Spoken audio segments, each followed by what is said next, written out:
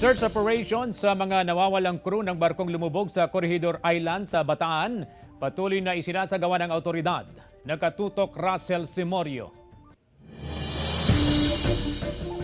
Magkatuwang ang Philippine Coast Guard at Bataan Maritime Police sa search and retrieval operation sa dalawa pang crew ng barko na lumubog malapit sa Corregidor Island. Nagpadala na ng karagdagang divers ang PCG sa lugar para tumulong sa paghahanap sa mga nawawala pang crew.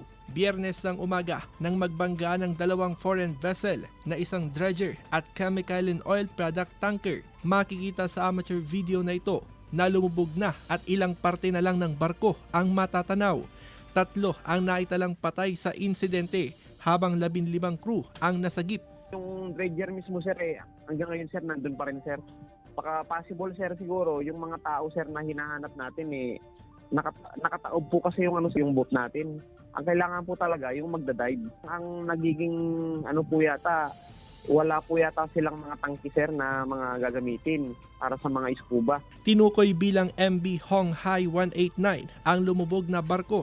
Umalis ito sa Botolan, Zambales bago ang insidente, habang ang MT Petit Soer na isang chemical and oil product tanker ay umalis sa Mariveles Port bago ang banggaan. Hindi patukoy ng otoridad ang dahilan ng banggaan ng dalawang barko. May sariling investigasyon din ng Bataan Maritime Police sa insidente. Gumawa naman po kami ng mga initial report, pati spot report namin sir. At bali sir, naghihintay rin po kami ng mga ibabato rin sa amin ng Coast Guard. As of now sir, wala pa po kung ano po yung naging cause po ng banggaan nila sir. Malalim ang isinasagawang investigasyon ng PCG.